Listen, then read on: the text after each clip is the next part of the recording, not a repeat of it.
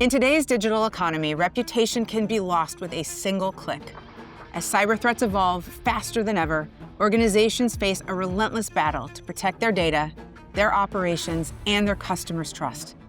Joining us is Rob Sugrue, Group Chief Information Security Officer at Next 15. From boardroom risk discussions to frontline threat response, we'll explore what it takes to stay ahead of adversaries in an increasingly connected world, and why cybersecurity has become a business-critical issue.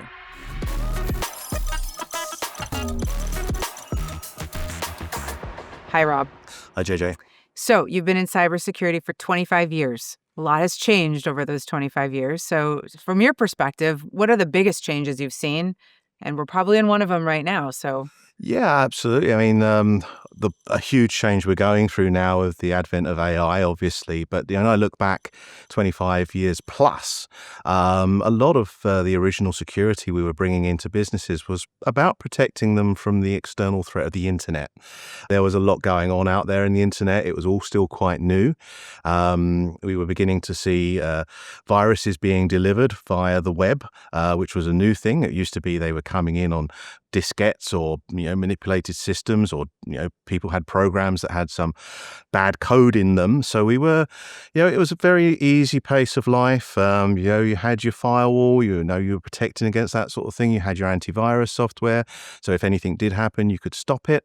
And that was all really cybersecurity was about. Obviously, always went back to those core pillars around making sure that you're looking after your identity, you're safeguarding your power users, your root users, your administrators, and backing up systems. So, the sort of fundamentals that are as important back then as they are still now. It is. It always comes back to good hygiene, doesn't it? Good fundamentals. Absolutely. And I think anybody that's looking at AI now and the risks that that's bringing their business, the fundamentals are now where you go back to. It's about making sure you've got good cyber hygiene, because if you've got good cyber hygiene, you know what your identities are doing, you know where your assets are, you're keeping on top of vulnerabilities, very critical at the moment. And ultimately, you have that plan to recover if there is a problem. You're in a good place. I mean, spending money on the tools makes that a lot easier. And I think the thing we're now seeing is an evolution where a lot of the things we could do as individual human beings, we can no longer do at the speed that we need to do them at. And I say that's been the trend over all of those years that I've been working in security. The speed at which things happen continuously gets faster. The processes, it's Boyle's Law all over again, but you can apply that to everything that we do in security. Absolutely. Given the last 12 to 18 months, I don't know, AI was just kind of, I think, something that the board and the C-suite was just, starting to get familiar with 18 months ago. How would you characterize the conversations, at the C-suite and at the board level now? What kind of questions are they asking? What is your expectation going into a board meeting that you need to, represent as it relates to cybersecurity overall and in particular AI? Absolutely. Well, I'm very lucky. My board are very, very focused on AI, technology, cybersecurity. It's part of what we deliver as a business to enable other businesses to grow. So they are always asking me questions about new AI systems, large language models, things they want to try and use and experiment with. So, the whole we must use AI conversation isn't so much there, but there is always this, how do we secure AI? How do we make sure we're using it safely? And I think there was an article in the national press in the UK just a few weeks ago, and there are similar articles out there. I read an article in the New York Times, so this isn't it's not a UK problem. This is a global problem. People are coming round to the fact that we are going to have rogue agents. We're going to have agents that people create within their businesses that have a purpose, but then something might change, and that might be the data that they're referencing or the space they're operating in, and they're going to continue to try and do this. So we're going to see orphaned agents. We've almost got like a shadow AI element then creeping in, and that's where my board is particularly interested because we want to be able to make sure we're protecting our business against rogue AI, against these threats that I'm sure we're going to see threat actors start to use and inject agents into people's systems that go off and carry out reconnaissance. We're seeing it already. Very hard to detect because those AI agents look around them and they mimic everything that's going on around them at machine speed. So this is a whole new era of complication when it comes to detecting these things in our environments. So I think the key here is how we make sure we are only allowing the AI that we want to be operating within our business operating, and how we detect when there's something else going on, or it's a legitimate piece of AI technology doing something that it shouldn't be doing. So that visibility piece is critical right at the moment. I wouldn't say we need to get to the response piece, but it's visibility so that we can act. Ultimately, as that stuff starts getting faster, we'll then move into the response piece as well. But it'll be an evolution of where we are. And I think this is probably a lot further down the road than a lot of organizations are with their AI usage at the moment. Yeah, absolutely. So speaking of the AI journey and evolution, maybe talk a little bit about how your partnership with CrowdStrike, what parts of the platform do you have deployed today? And as you evolve in your AI journey, how do you see your adoption with the CrowdStrike platform evolving? Absolutely. So we're Falcon Complete users. We have been now for, I believe, we're just in our 7th year, I think, of contract. It's doing everything we could ever want it to do. It's a really, really strong MDR technology for us. It's picking up things, it's stopping things, and it's doing exactly what it says on the tin. It stops breaches. And that's where we want to be. We want to have that certainty out of all of the sort of technologies we have. If things get bypassed, if there's clever phishing attacks, if there's new malware, 0 days, we know when it gets to the endpoint technology can stop that executing, and that is critical for us. As we evolve, I think it's certainly going to be looking at how we start to extend that into the world of agentics.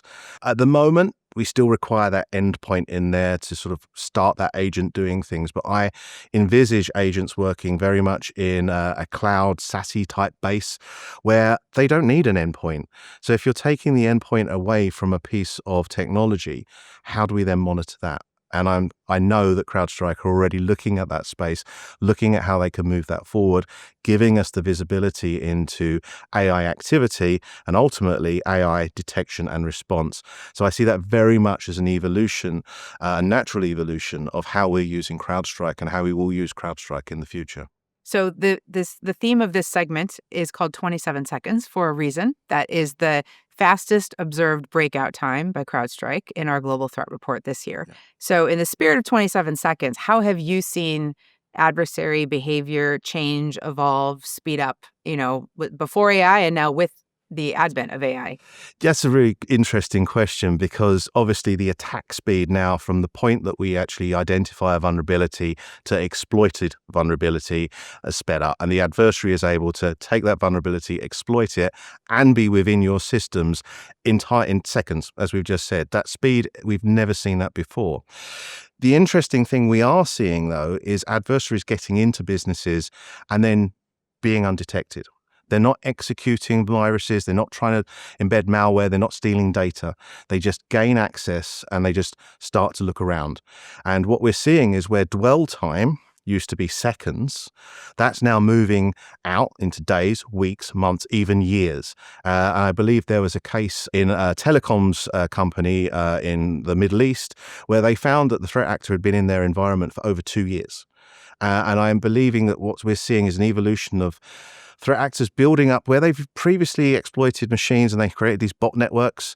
I think what we're going to see is a lot of these threat actors moving into environments, starting to find their way around, loading malware ready to be executed, or trigger points so that in the future, be that in a week, a month, a year, they can then execute at that point. And I think when we do start to see these things, it will be on a global scale. They will be exploiting and infiltrating organizations globally, and then they'll decide today is our D-Day. We're going to push the button and cause global chaos. Fortunately, there are now technologies that allow us to identify that sort of thing, scanning what we're doing and critically scanning backups as well, making sure that we haven't got hidden exploits in what we're backing up. Because as I said, it's really important that we have that good cyber hygiene and we can rely on that last resort measure. Absolutely. And having Falcon Complete, the MDR service, definitely helps with that too. Absolutely. It makes the world of difference because you know that visibility is there. You know if something's moving across your network that shouldn't be, something's happening on an endpoint, someone's trying to do something. That's where we get that detection trigger. You mentioned something I thought found fascinating, that AI in cybersecurity is a bit like a triangle or a pyramid. You've described it as that. Can you talk a little bit more about that? Yeah, I've actually now extended that even further because it started off as a double-edged sword. And then I kind of looked at this and thought, well, actually, no, there's another edge over here. So we've got this pyramid. And then I thought, hang on a second, no, there's a further edge. And I think what this is looking at where we sit outside of the environments. So we've got the attackers using AI to be able to attack at speed, turn those vulnerabilities into exploits at speed never seen before. So AI is being used in that respect. We're also seeing the adversaries using AI to launch multiple attacks at the same time, staged attacks, getting very clever with what they're able to do because they're no longer sitting at a keyboard, keying in commands. This is all being led and orchestrated by AI and being done very, very quickly. The other side of that sword, if you like, is the fact we're now using AI in defense. So we have our agentic SOCs. We have that capability to review attacks at machine speed and respond at machine speed. So that's our first two edges. The other two edges then sit internally within our networks. And it's how our users are using AI because they are inadvertently doing things like loading up personal data or corporate secrets into AI engines without even realizing, asking an AI to analyze a document. Now, if they're using an open sourced AI or a system that they haven't logged in, they've not got an enterprise account, it's their own personal account, that data could be ending up in all sorts of places. It could be ending up in countries where we don't want that data to exist. And ultimately, it could be being used to teach a model. So we have to be very cautious around what we're allowing people to access. The fourth edge of that then is how we use AI to monitor and control that. And this is where it comes back to that visibility, those insights into what's going on at machine speed, being able to control and stop those mistakes, stop those prompt injections, stop personal identifiable information or credit card details or passport details being accidentally loaded up into these engines, and making sure our users are using the right AI tools. Really, really important. Shadow AI. I've heard that term 10 times today. Absolutely. And it's becoming the new shadow in the background that we have to be very aware of. Absolutely. Everything comes back to visibility in the end. Absolutely. It all starts there. So I've heard you say at Next 15, Next 15 can deploy CrowdStrike on a newly acquired company by Monday afternoon. So I'd love to have you expand on that and what security looks like in an M&A driven environment. Absolutely. So we have a lot of mergers and acquisitions. Or equally, we have a lot where we're divesting companies.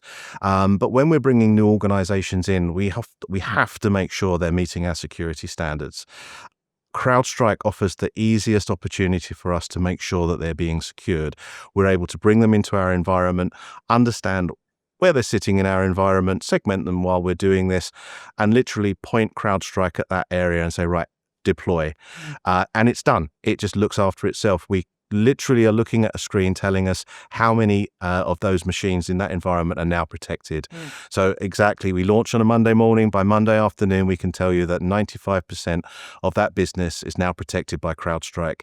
And it is very reassuring to have that in your business when you then can allow them to access shared data, shared systems, HR portals, all of the things that we don't want our adversaries accessing, we can immediately protect against. So it's superbly assuring that we can get it out so quickly and start then moving on to the more NIST-aligned framework kind of sort of stuff that takes time. You can't do that overnight, but you can deploy technology to protect your business very quickly, and CrowdStrike offers that. I love it. Okay, crystal ball moment. I know 3 years in the world of AI. 3 years seems like an eternity from now. But what does your SOC look like? What does the modern SOC look like for you in 3 years? I think it's going to look very similar, but the roles within that SOC are going to change.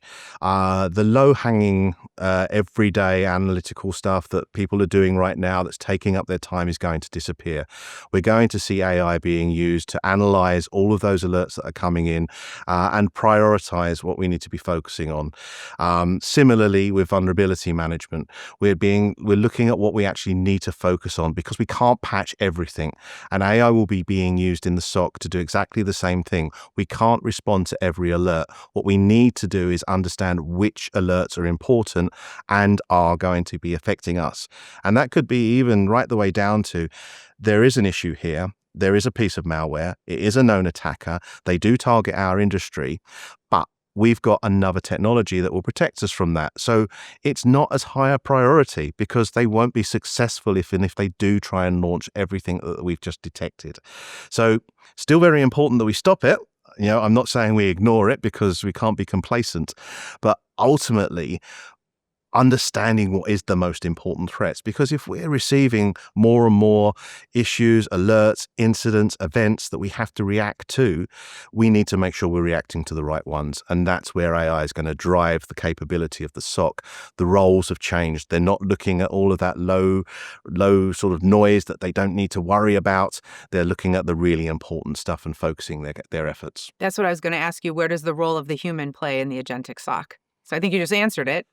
Yeah, I think so. Yeah, I mean, it is. It's ultimately making those decisions and making that call. I don't think AI is here to replace jobs. It's to make them more exciting and enhance what we're doing.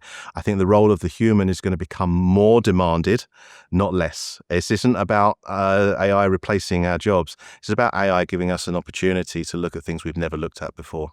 Okay, fun question. What's a place that you visited that changed how you see the world? That's a really good question.